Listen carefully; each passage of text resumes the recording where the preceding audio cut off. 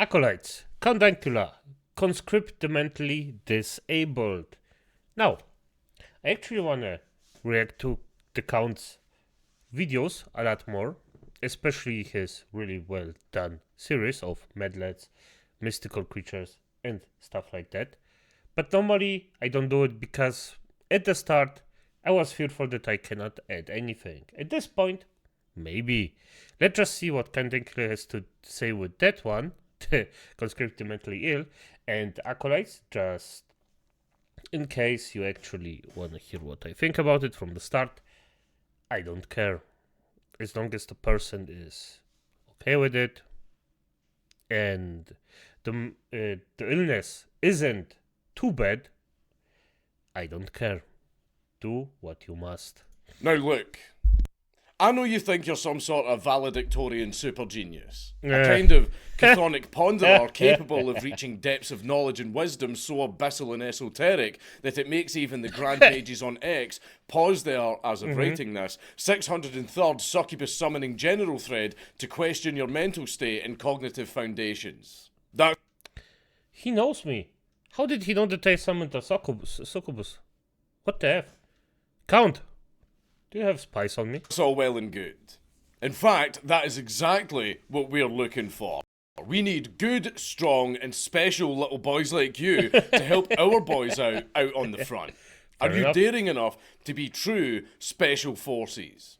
Have you got the gumption needed to go mano-a-mano with the most devious of devils in the green hell of Asia? Hell yeah. I'm gonna go in. I need everybody I can get, literally.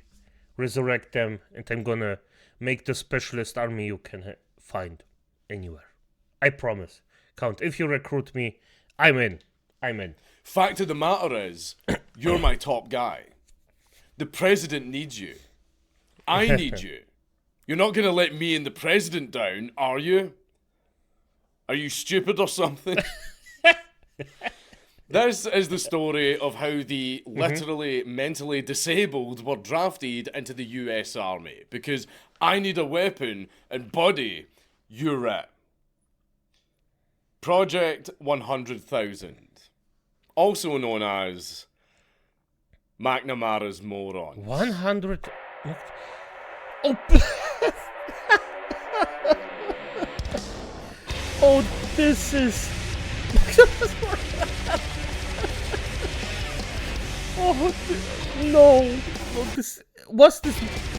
This cannot be real. Wait, this cannot be real. McNamara's Morons. No. No. McNamara's Morons. Oh my freaking... It's actually true. Project... No. I have to look at it after. Oh, this is beautiful. Okay. As I said, as long as you're not too mentally ill, but I think they got everything they could. Literal meat shields. I don't know if I should be already discussed it or just entered. I don't know. Oh. No, this is... And the name. Leave a like and a comment on this video because it really helps me in the algorithm. Now, as you're all aware, I'm something of a child. Every Saturday I wake up in my onesie and decide to relive the glory days and tuck myself in front of the TV and watch myself some cartoons. A snapshot of the high life, I know. But every such session needs something scrumptious to chow down on. And that is where today's sponsor, Magic Spoon, steps in. Oh. Magic Spoon are the... Good we know the shebang clean Magic Spoon. And, by the way, the product that he is actually selling right now, the Magic Spoon thing, isn't half bad. From what I've seen and heard from actual...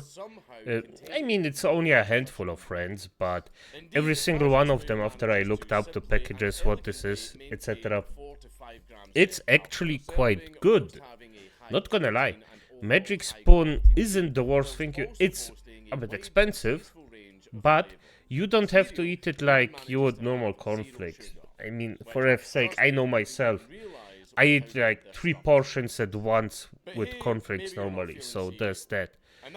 But if you actually just calm down, wait a second, don't overdo it, you can get pretty good results out of it. Especially because it's, well, not the freaking worst. So, you know, link of this video down in the description. His link probably 5% $5 off. Yep, here it is. Just click it, use it if you have any interest in this. Is he still going on for F's sake? Below to get $5 off. And Magic Spoon is so confident in their product that it's backed with a 100% happiness guarantee online. So if you don't like it for any reason, they'll refund your money, no questions asked. Again, scan the QR code on the screen or click the link in the description box down below for $5 this, by the way, good service when you order. Thanks for the breakfast, Magic Spoon. Now, back to the video. Vietnam. We all know it, and we all love to pretend to be traumatized by it, despite the fact that we've never been there. The conflict itself is already well trodden with its iconic mix of technology, ideology, asymmetry, and an absolutely banging soundtrack that really makes the war uniquely aesthetic. But one of the slightly less covered topics was the US military's propensity to experiment in the jungles of Nam. Like, sure, we all know of the shenanigans involving napalm, Agent Orange, and that one time that GIs tried to spook the... I'm not saying that. Spook the Viet Cong with disembodied voices of their dead ancestors, Scooby-Doo style. Didn't really work, by the way. Due in part to the fact that Asians are astrally anchored and incapable of any sort of real spirituality. Case in point, Buddhism. But, back on topic, today's little tale begins with our man of interest, US Defense Secretary Robert McNamara. You see, by the time he came into office, the Vietnam War was in full swing. Yeah, and fair enough. Being quite blunt, it wasn't looking too good. With the NVA and Viet Cong actually being quite the crafty wee bastards, paired with the amount of Yankee boots on the ground being far too low at a mere 16,000. So, Big Rob had come to the conclusion that they would need at minimum an additional 100,000 G. Yeah, so, not enough meat to grind. Let's get more. We have the... Okay, now I understand how mentally ill those people were. This is just bad.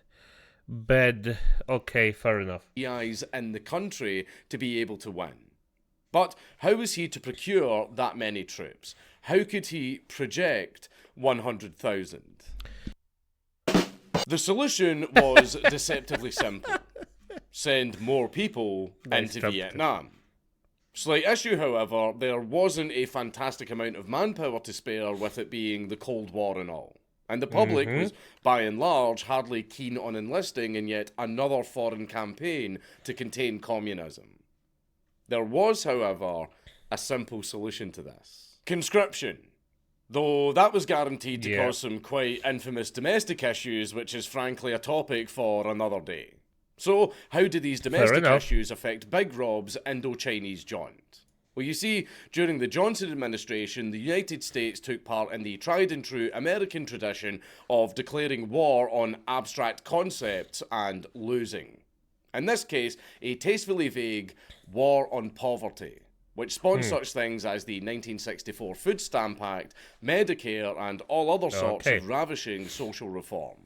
But the problem was that there was still a fairly large amount of deprived male biomass in the country that was just sitting there being economically unproductive on the account of the fact that they were all clinically stupid. And by that I mean, and I promise I'm not saying this in the offensive way, I am saying it in the medical way, they were all literally mentally retarded. So Big Rob had something of a light bulb moment. Draft the dimwits. Of course. It's perfect, because you see, we can conscript all of the lateral thinkers and K-poppers. It's fine, they're going over to Asia, they fucking love that shit, and they can get more boots on the ground in Nam, and as a result, start thrashing Chang. And we can do it whilst claiming that we're giving these absolute idiots a relatively Yeah, of well-paying job and free training. And we'd be able to avoid chasing down the normies who are far too much hassle to press gang due to their economically productive education and insufferable mid-wit snark. Like that tubby munchkin fuck George R.R. Martin. That man dodges drafts like he dodges finishing books. It's such a good and totally airtight plan that even if they don't come back, we would still slowly be raising the United States' average IQ score. We'll get into exactly why this didn't work out, but let's be entirely honest, it's kind of obvious from the outset. But as far as Big Rob was concerned, the US military's cutting-edge technology could more than make up for such human error. Now, for context, this type of mouth-breather mobilisation had been tried before during the second German whoopsie, with the federal government willing to look the other way when it came to those who barely scraped by a rudimentary mental aptitude test. Eventually, through presumed trial and error, they came to the conclusion that the minimum effective IQ for a combat-ready bullet catcher had to be a minimum IQ of 80. Oh. Well, fair enough. Effective bullet catcher, that's... I mean, for F's sake, are we talking about zombies that are specifically made for this? I hope so. Lucky me. Thing is, though, that Big Rob went right out of his way to lower said standards, lowering the minimum pass rate by 6% and hand-waving the need for high school diplomas in order to be eligible for enlistment. Big Rob had a vision. In October of 1966, he created what was officially designated as the New Standards Men, or NSM for short. These Tardtruppen were to be exclusively plucked from the masses of draftees that were scoring in the lowest 10% in the already lowered mental aptitude tests, and they were to be assigned into 3 groups. Group 1 was for those who were just a bit dumb. Slow learners who needed to be barked at repeatedly for a while, but were otherwise mostly fine. Group 2 was for the emotionally, mentally, and motivationally stunted. So if you're a lethargic man-child that cries at the newest Marvel movie trailer in between bouts of beating your grandmother because she asked you to take the bins out, your ticket's punched, buster. Yeah, I think... I remember there was a short time, where there was a joke about getting drafted, and a lot of people actually got a mental meltdown. There was a lot of young men that actually pretend to be femboys or cat people or something like weebish like that. And believe you me, acolytes, this wouldn't work. If you're forced to be drafted, you will be drafted, and they're gonna punch you up no matter what. This just won't work. Well, happily, with my 40,000 years, I'm too old for this. But hey, you younglings, acolytes, well, I hope you never have to. But if it happens, it happens. If you pretend to be a fanboy, or you are a fanboy, no matter. They're gonna get ya. And as for Group 3, well, Group 3 was for the abhumans, the underweights, the overweights, and the otherwise physically aberrant, which is quite self-explanatory. Group 3 was basically fat camp. Yeah. I'm going to start using the term Group 3 to refer to fat women on Twitter. So once you were assigned...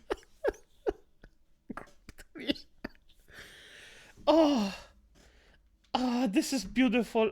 into your group, you would be drilled and trained Hartman style up to a standard baseline. Oh, no. Once hitting this threshold, you would be assigned to a random branch of the US military and undergo basic training with the normies. And wouldn't you know it, of the roughly 320,000 new standards men, the vast majority, 190,000, would find themselves put into the US Army and subsequently sent to Vietnam.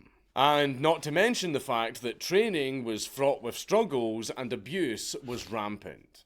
For example, in one case, drill instructors were caught forging medical documents to move draftees along, so that they weren't their problem anymore. And also... And by the way, I don't actually support that there was a lot of abuse, but I understand why. If you ever had to, well, take care of a mentally unstable person, you would understand. You would understand exactly how the feeling is.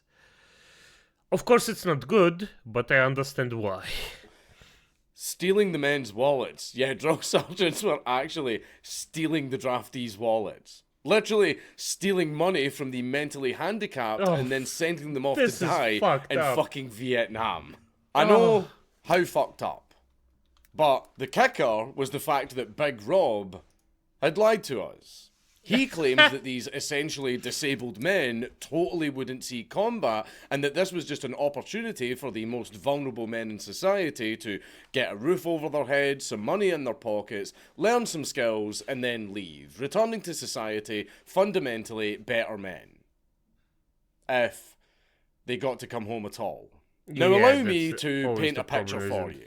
The window-licking legionnaires were on average around 20 years old, disproportionately black, how about that, from incredibly deprived socio-economic backgrounds, most likely somewhere in the south, were riddled with behavioural, emotional and cognitive issues on top of being literal lily sniffers, some of whom couldn't even fucking speak English and were functionally illiterate, and to top it all off, they were usually without a full high school education, let alone college. It's so bad. Now, I implore you to use your neurologically orthodox normie brain to speculate as to what might happen when you start putting such men in dangerous, unfamiliar and high-stress situations like fucking Vietnam. They were... It will go, everything will be fine. Everything will be fine. There is nothing that can or will happen in this. Count, what are you talking about? Those people are perfectly balanced. There is nothing that can happen here. Can it? Inconsistent in terms of combat effectiveness, to say the least. The general threshold ranged from being middlingly fine to being an outright liability and safety hazard. On average, an NSM would be 9 times more likely to require remedial training, they would be twice as likely to get a combat deployment, and they would be 3 times more likely to be killed in action. Because the NSMs were evidently riddled with comically tragic issues that put them in such danger. I mean, for F's sake, this sounds like you literally just got these people to be a meat shield. It's just not even close to sounding like something, well, halfway normal. This is, oh frick. And here are some anecdotes. Apparently, there were multiple cases of the NSMs giving away their positions due to the fact that they weren't using their inside voices during an ambush. Or the fact that one NSM guarding a patrol base shot his fucking platoon leader after forgetting the password that he was supposed to listen out for. As such, when the platoon leader spooked the poor lad by walking up to the base in the open and saying something that theoretically might not have been the password, meant that he was totally Viet Cong. So he fucking shot him. Yeah. What did you expect? Honestly, what the fuck? It was... Yes, of course, yes. Within their units, they were very often discriminated against for being fucking dumbasses. With there being reports of some patrol groups forcing the NSMs to march at the front of the formation.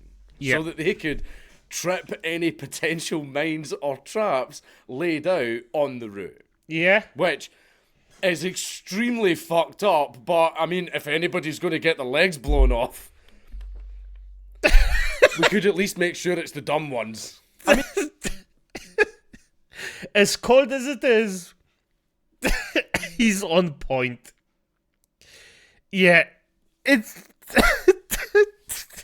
I mean, what the fuck did you think would happen? Yeah. These were the sorts of guys that should be staying back home, eating glue and getting into all sorts of innocently cartoonish hijinks. And then Big Rob the Satan Man grabbed him, tagged him, and stuck him in a jungle far, far away to be shot at and poo-poo staked by the literal fucking Viet Cong. And it's not like it would get any better when they got home. Being an especially vulnerable subsection of the already cast aside and downtrodden veterans community, especially for the time. Veterans nowadays get shat on by the state. And I know that the VA, that's the Veterans Affairs, a Fed branch for dealing with veterans, is fucking useless. However, a lot of these boys were physically incapable of even writing a resume, let alone getting it into the hands of an employer for them to reject. So let me close this video off with a Department of Defense study from 1989 looking back on the project. According to said study, it was literally the case that those who were passed over for the NSM were actually better off occupationally, financially, educationally, and even maritally, making the entire project a cataclysmic failure. And like every other demonic, morally bankrupt, and just outright disgusting thing that the government does, they just completely got away with it. Yeah, of course. Of course. This is... Okay. Yes. This wasn't what I meant at the start, Acolytes. This was just... Those are the mentally ill that actually were pure fodder. That's all there is to it. And war is just gruesome. And if somebody gets shafted, well, as sad as it is, preferably, I don't even want to say it. Even though I cherish life, but for F's sake, this move made sense. It's still disgusting, but it made sense to a certain degree. These days, it's just funny to hear that that this absurdity actually happened. But for F's sake, this is just... I don't even know what to say here. That is it, Acolytes. Good night.